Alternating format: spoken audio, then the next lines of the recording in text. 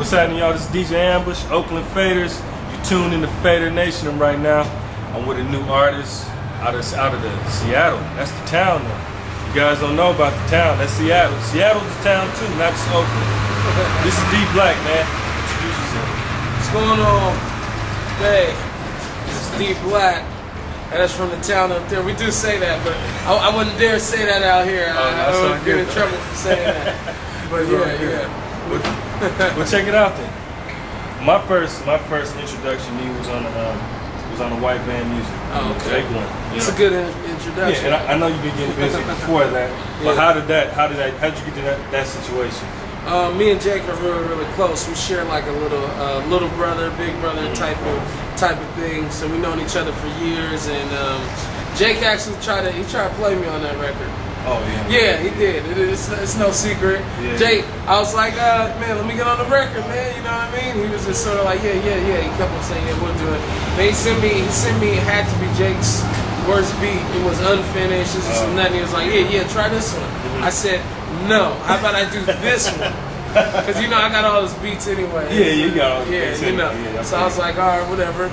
And I sent it to him, and he loved it, and we ran with it. He ran with it. So. Okay. Yeah. So listening to the record, listening to the one song, just it's really based off of the one joint. It caught my attention just out the gate because it's when you hear somebody when they're MCing, you can actually tell when they're taking their time to craft a verse. They're not just jumping in and spitting it out. Yeah. So as I listened to the album, that one song hit me, and I hollered at Jake like, man, dude, you know what I mean? He's chopping it up. He's not just throwing out some verses. So how did you get to that point? How did you get to that point? With that, that was a while ago. I really wanted to come hard because the only records I had heard at that time was the Little Brother joint, and I heard the MOP, and maybe the Buck joint. And I was just sort of like, man, hold on, I'm dealing with heavyweights here.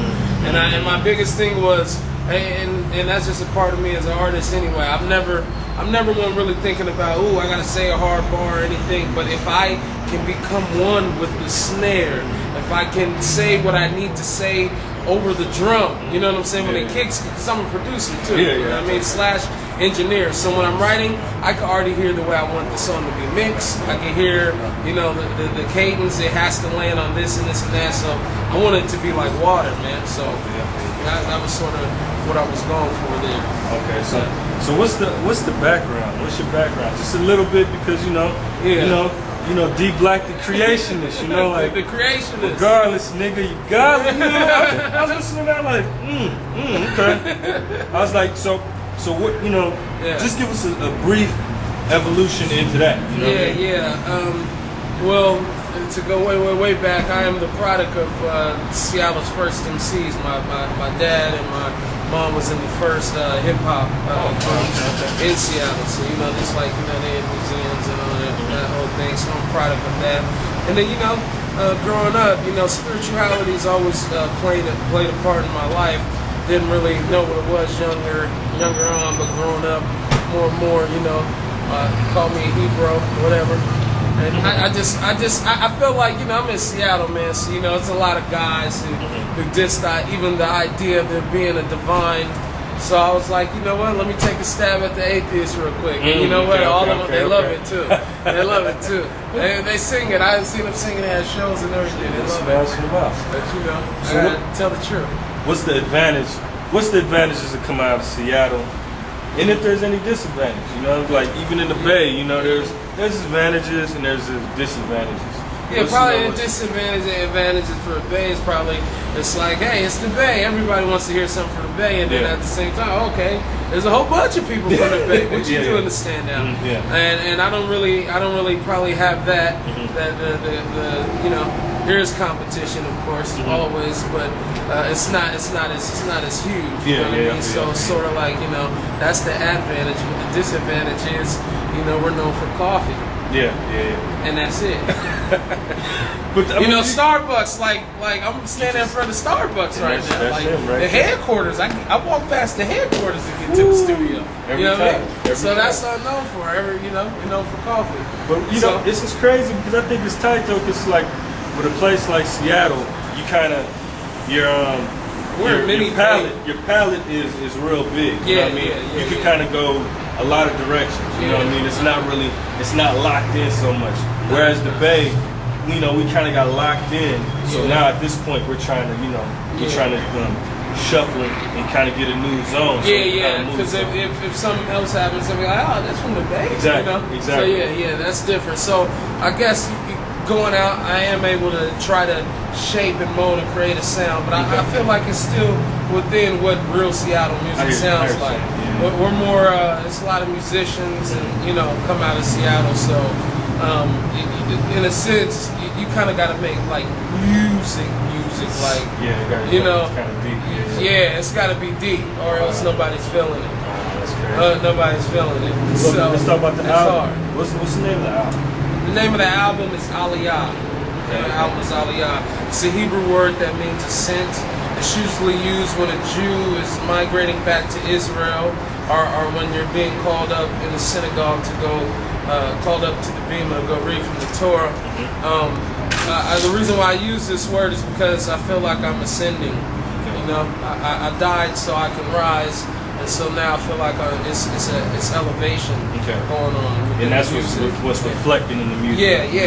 So I want to be able to put that forth and express it through song. And I think he was able to capture that, man. I think he was. So we did I know you got Jake. And you got Young Vitamin D. Is there anybody else on there that we can check out? Cuddy Mac, B Brown's on there. GMK got some beats on there. I was fortunate enough to work with Chocolate, Tiffany Wilson, and other guys on the label, Fatal Luciano, Spaceman. That's my guy. It's very crazy, very, very crazy. So What's up? So Mix Label, that's the label. How'd you connect up with them? Well, me and Mr. Kareem, we go back. Okay. Wherever this guy's at right now. The pharmacy was in my house for like 6 years. Okay.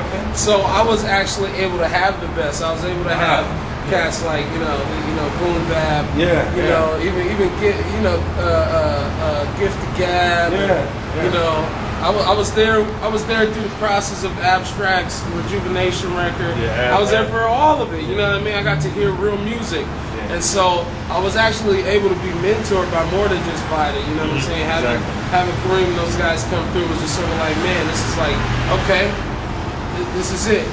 So we hooked up when Kareem was in town, and then I didn't even know anything about it, and I just was like, oh, we're on Mixed Music label. Oh, that's Kareem? Okay, I'm with it. I didn't know anything about it. It happened all behind my back. So. That's big though, man. Because even when Jake told me, he was like, yeah, man, you doing that, man. I was like, man, that's what time it is, man. We were just so blessed because, it wanted to work out, and then something worked itself out, and, I think it was all the divine. This is definitely inspired for us to get together like this. It's definitely been a blessing. That's why it really has. Well, man, it was nice meeting you, man. Nice meeting you as well. Do appreciate it. This is DJ Ambush with D.Black, Fader Nation, Mixed Label, Ramel, all the people. Say what's up, You need to have Oakland Faders pop back in for that Built From Scratch stuff. Back, let's do it. One love, y'all. Easy. All right. That's it, man.